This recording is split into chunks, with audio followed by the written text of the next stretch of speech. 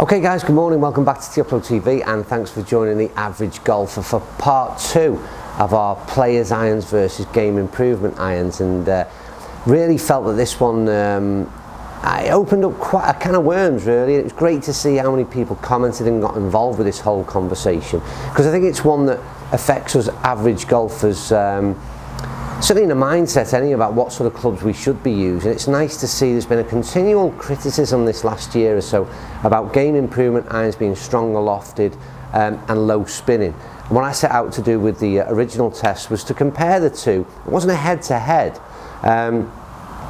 It was purely to identify the differences between the two sets, how great those differences were, and I felt that we managed to establish that obviously that the stronger lofted clubs, the launch angle and descent angle was so much so that I felt that maybe the idea about the low spinning problem was perhaps eradicated by the descent angle, I suppose, how steep this ball was coming down into greens. But I couldn't prove that because, as you rightly pointed out, we need some on-course testing, and that's exactly what we're going to do this morning. Before I do that, I'm just going to hit a few balls in here, and I'm just going to establish which are my irons that it sort of compares to, because it's an interesting one this. I'm going to use the 7 iron from the AP1. It's lofted at 30 degrees, so as a straight comparison it would compare up to my 6 iron in the MP5 in terms of loft. I'm going to hit a few balls in terms of the carry distances, which are around the sort of 170, 175 mark. In my head, that's perhaps a 5 iron from the MP5. So I'm just going to hit a few balls first of all and find out which club I think sort of sits up against it in terms of a direct comparison. For distances, when we got on the course, I'm going to set up a pin, maybe 170 from the green, start hitting some balls in. That's the plan. So which club will I use out the MP5 sets to put it up against? So first things first, hit a few balls, let's establish that.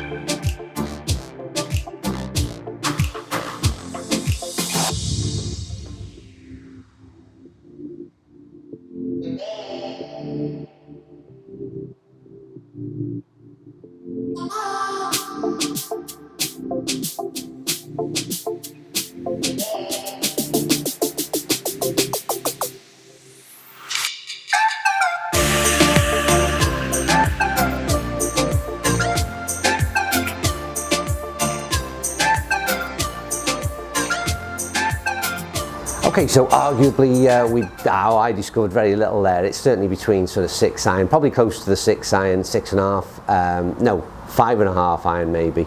It'd be the ideal head-to-head, and that's where it's going to be difficult to get a perfect matchup.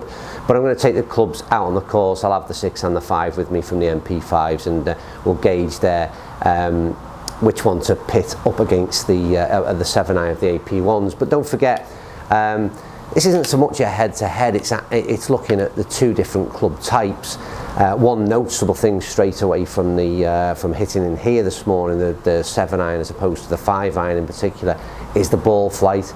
And again, there's so much difference in the flight. The 7 iron, the AP1s, literally goes up into orbit. 5 iron, a lot more penetrating flight. So again, that may be something that you consider when you're buying your own irons and what kind of ball flight you like. Anyway, I think enough talking. Let's get out on the course and see how these clubs perform in real conditions. Okay, so we've been in the range. We've found out now that the loft for loft situation is, I don't know, it's almost 5.5, close to 6 iron, which is similar then to the 7 iron of this AP1. A lot of you asking to get out on the course. That's exactly where we are at Heswall Golf Club, and I'm at the moment, I'm about 162 from the pin. Wind is into us, so I'm looking at realistic out on the course. I think Swinging nice and easy, I'm looking at around a 170 for this 7-iron. That's what's in my head in terms of what I'm expecting. So allowing for the wind into us, 162, I reckon we're about right.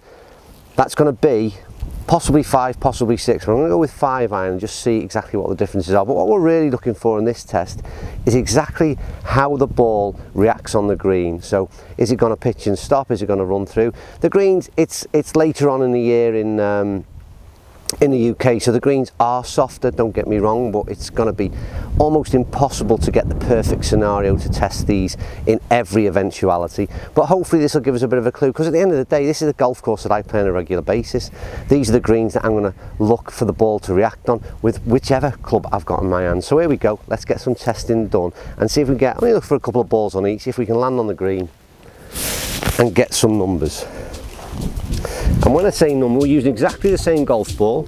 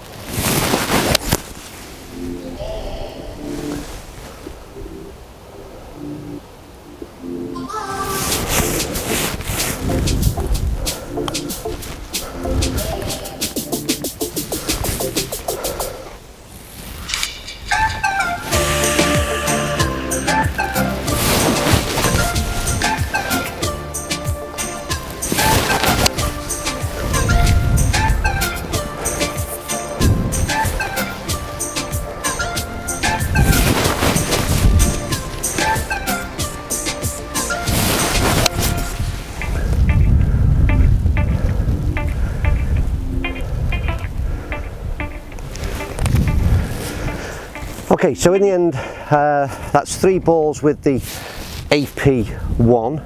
I think the first ball was just slightly short, second 2 made the green.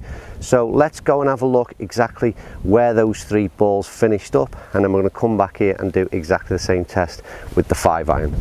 Okay, so the first thing I want to talk about is the actual distance that those balls carried, because I was worried that at 162 into the wind, the 7-iron wouldn't be long enough. That wasn't the case. Even with this sort of high launch lofted ball flight, they've actually gone, the 2 decent shots that I struck have actually gone past the flag, and I've carried that sort of 170 still into the wind.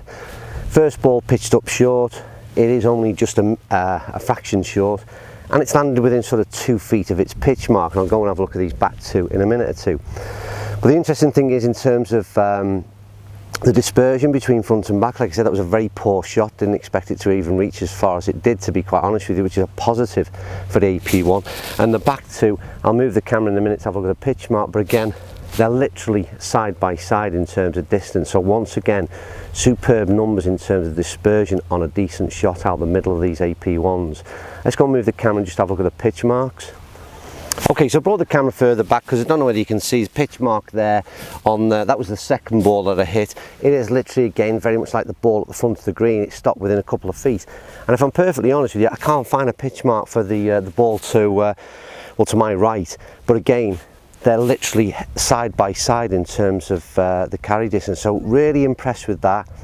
That's a lot better than I expected. And once again, this idea that these low spinning golf clubs, irons, game improvement irons, don't have the ability to stop on the green. I think your answer is exactly there. I don't know what greens everyone else plays on each week, and like I said, maybe they are a little bit soft, but let's go and try the 5-iron now with the MP5s and just see what the stopping distance is on a couple of balls. Hopefully, fingers crossed, if I can hit back into this green again with that iron.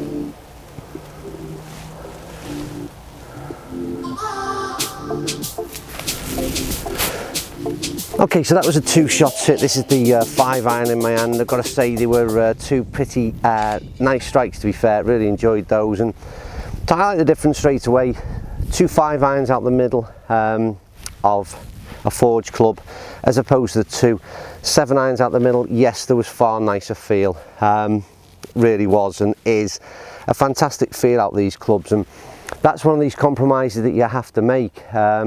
Is how much help that 7-iron was giving me as opposed to they were pure strikes, really nice strikes to be fair. I think I'm maybe a tad long, and like I said, it's almost a 5.5 iron in terms of trying to get an equal matchup in terms of the lofts on these two clubs, but it's as good as I could get. And I think again they'll have pitch and stop fairly similar, to be quite honest, not a lot in it at all. But yeah, it is a compromise because they felt superb. I'm just wondering, like I said, I've played with these clubs for a couple of years and I know that striking a pure 5-iron that good like I just have done is unusual, to be honest with you. And like I said, that's where for somebody like me at my level, maybe that's why I'm considering these game improvement irons. But let's get the camera up onto the green and see exactly how those balls have reacted once they've landed.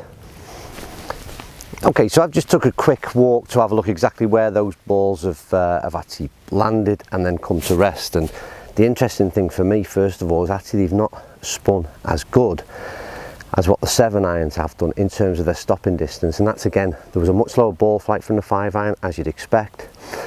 And even though the 7-iron is supposedly low spinning, it still managed to pull the ball up quicker than the 5-iron did with the same loft. So that's a real interesting point for me. Also, the dispersion was probably, I don't know, there was almost half a club difference there. I struck 2 really good 5-irons with the MP5s, and as it turns out, there was, like I said, perhaps 10 yards between the 2, which is another little bit that surprised me as well. But I'll show you these 2 pitch marks. Like I said, I'll move the camera and show you the difference between the pitch mark and where the ball has come to rest. Okay, so the pitch mark and the ball stopping, I'd say it's probably something in the region of, I don't know, 8 foot. Once again, pitch mark and ball stopping, and that's probably just that little bit further. Interesting stuff. Okay, so I think that's about as far as we can go in terms of analysis in part 2. There's no more we can do, and I think, to be fair, it's gone a long way to proving to me personally anyway, something that's been going around in my mind for quite some time. Like I said, I've been hitting in the large majority indoor on dry ball data, as we call it, hitting out 7-irons that have been going out into orbit, coming down very, very sharply, looking at a spin number that says, oh, this club is not spinning very well. And the question in my mind is, yeah, but the angle at which it's coming down into green, surely that's going to have it's going to stop sooner than, in this case, I've been hitting 5-iron as a comparison, than a low, more penetrating ball flight of a 5-iron. And I think that's one thing that it was great to see going out on the course and seeing that actually physically happen. There's no question about it, the 7-iron stopped sooner than the 5-iron, and we've seen it there for all of us to see, even though on a launch monitor I'm getting told the spin number is too low, and I think we're paying far, far too much attention to this spin number. Me personally, anyway, for average golfers. I think, like I've always said, depending on what level you're at, and if you're right at the top of the game, and you've got such control over your irons, and that spin number, you can literally dial in a number, hit it, stop it, that's brilliant. But I don't think that we're at that level, and I think that the amount of technology that's in this 7-iron, in particular this AP1 that I've been hitting for the test, like I said, it's more than adequate for someone of my level in terms of the spin number it's producing and how quickly that ball is stopping. Once again, the big noticeable thing out there on the course was the ball flight. The 5-iron was a lot more penetrating again, lower flight, and arguably, could that be a problem in windy conditions? I was playing into the wind. It didn't seem to offer too much of a problem for the 7-iron didn't sort of, hang in there. So, but that's probably, again, something depending on where you play, maybe a lower ball flight is more suited. So that these are kind of things, and the feel is without doubt compromised. There is never going to be the same feel from a club like the AP1 to a forged head like the MP5. That's never going to happen. The ultimate goal for me is when they produce a forged club with the assistance and forgiveness as packed into a game improvement iron, then that is the holy grail. So there are compromises to be made, and ultimately, it's down to what you people want from a golf club. But I hope this test has gone some way into showing you the difference between the two types of club types, and from there on in, it's like I always say, my opinion is irrelevant from now on in. It's all about, when you're considering clubs, get out there, go on it a 7-iron from an AP1, just have a look at the launch angle in which these things take off, because if you haven't hit one of the new clubs in the last 6 months or so in terms of irons, I think you'll be surprised, because I certainly have been. Anyway, it's been a long video, I've waffled on a bit. We had a great interaction in terms of the comments on the last one. I hope again, if I've missed something out there, which I'm sure I have, tried to cover as many bases as possible, but I'm sure there's something I've missed. By all means, stick it in the comments below. Let's get the conversation going again. Like the video if you did, and as ever, thank you for watching, and I'll see you soon on TealPro TV.